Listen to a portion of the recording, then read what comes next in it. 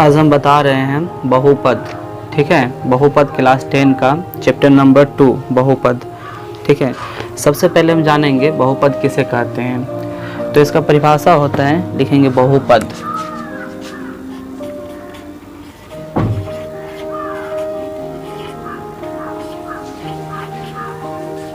बहुपद वैसे व्यंजन जिसमें एक से अधिक पद हो उसे बहुपद कहा जाता है।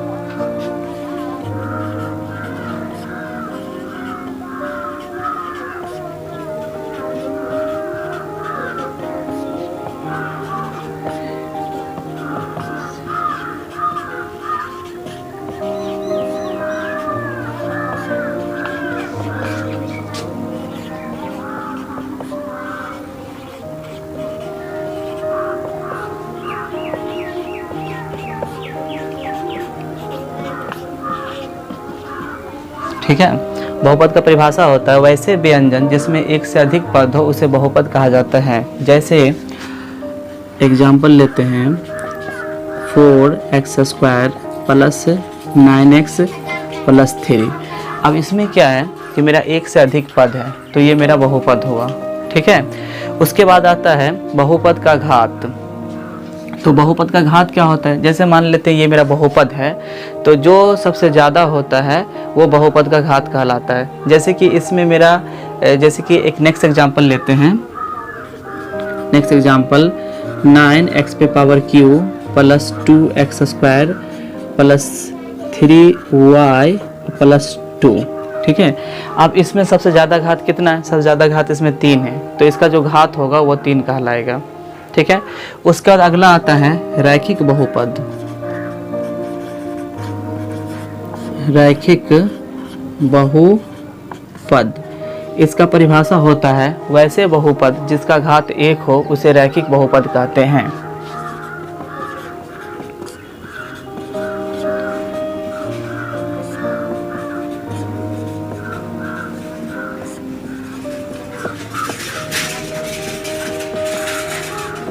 उसे रैखिक बहुपद कहा जाता है।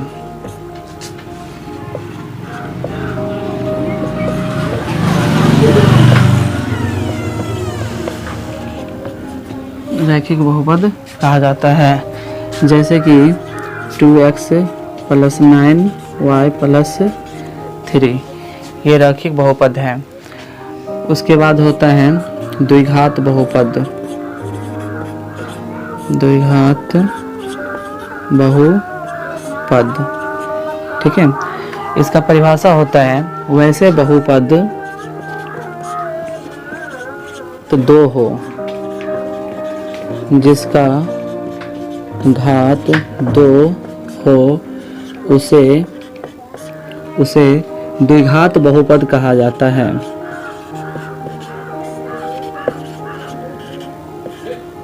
बहुपद कहा जाता है। जैसे 2x² प्लस 9x प्लस 3। अब इसमें घात कितना है, इसमें 2 है तो ये हुआ द्विघात बहुपद। ठीक है, उसके बाद आता है त्रिघात बहुपद।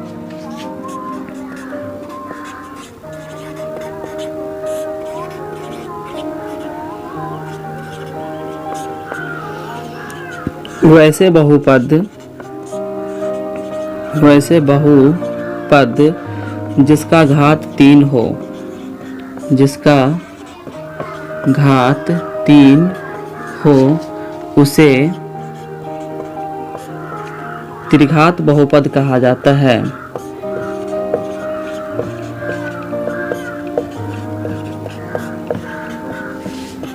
त्रिघात बहुपद कहा जाता है। जैसे एक एग्जांपल लेते हैं जिसका घात 3 हो। जैसे कि मान लेते हैं हम 2y पे पावर 3 प्लस 9y प्लस 5।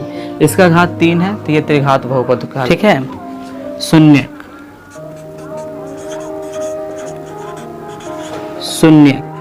इसका होता है x के वे मान जो द्विघात बहुपद के मान को शून्य कर दे वो उसका शून्य कहलाता है। तो लिखेंगे x के वे मान जो द्विघात बहुपद के मान को द्विघात बहुपद के मान को शून्य कर दे। x के वे मान जो द्विघात बहुपद के मान को शून्य कर दे वह उसका शून्यक कहलाता है। वह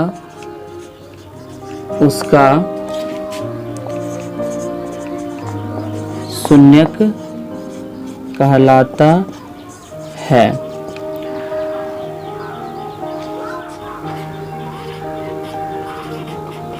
द्विघात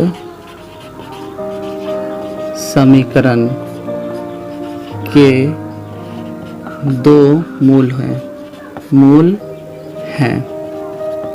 द्विघात समीकरण के दो मूल हैं, ठीक है। एक होता है पहला अल्फा, ठीक है, इसको बोलते हैं अल्फा, ठीक है। और दूसरा होता है बीटा, इसको बीटा बोलते हैं, ठीक है। तो सूत्र आता है कि मूलों का योग यानी अल्फा प्लस बीटा,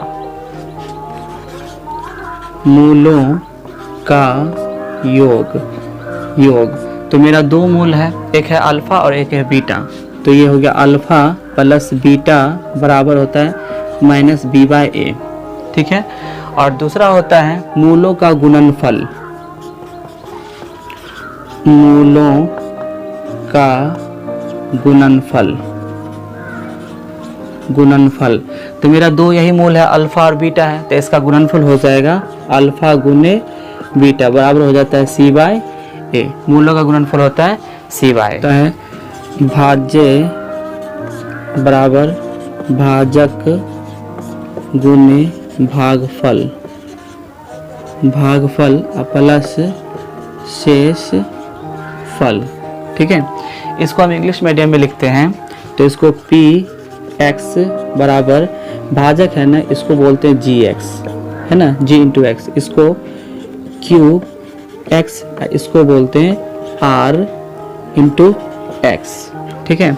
जैसे कि अगर हम किसी चीज़ को भाग लगाते हैं, यहाँ पे जैसे मान लो ये भाग लगा रहे हैं, ठीक है, तो यहाँ पे जो होता है ना वो मेरा होता है जी एक्स, यानी मेरा हो जाता है भाजक, ठीक है। और यहाँ पे होता है पी एक्स यानी भाज्य, ठीक है।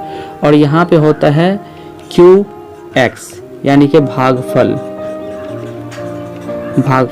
और नीचे जो आता है वो हो जाता है शेष फल, यानी ये होता है आर एक्स, है ना, इस प्रकार से होता है, ठीक है। तो अब हम चलते हैं इसका चैप्टर नंबर फर्स्ट पे चलते हैं, ठीक है। इसका और सूत्र भी है, एक इसका सूत्र, ठीक है। तो फिर से समझा देते हैं कि द्विघात समीकरण के दो मूल होते हैं, ठीक है। एक होता है अल्फा और दूसरा बीटा होता है। मूलों का योग अल्फा प्लस बीटा बराबर होता है माइनस बी बाई ए, ठीक है। और मूलों का गुणनफल अल्फा गुने बीटा बराबर होता है सी बाई ए होता है। भाज्य बराबर, ये पाइथागोरस प्रमेय होता है, भाज्य बराबर भाजक गुने भागफल प्लस शेषफल, ये 8वां में पढ़ाया जाता है। तो इसको इंग्लिश में कैसे लेते हैं, तो पी इंटू एक्स, है ना, बराबर g x into q x plus r x, ठीक है। अगर हम कोई चीज़ को भाग लगाते हैं तो यहाँ पे जो मेरा रहता है वो भाजक कहलाता है, इसको इंग्लिश में बोलते हैं जी एक्स, ठीक है। और बीच में जो रहता है बीच में, इसको बोलते हैं पी एक्स, इसको हिंदी में भाज्य बोलते हैं। और यहाँ पे भाग लगाने के बाद जो होता है उसको भागफल बोलते हैं और उसको इंग्लिश में बोलते हैं क्यू एक्स। और नीचे जो आता है वो होता है शेषफल यानी कि आर एक्स होता है, ठीक है।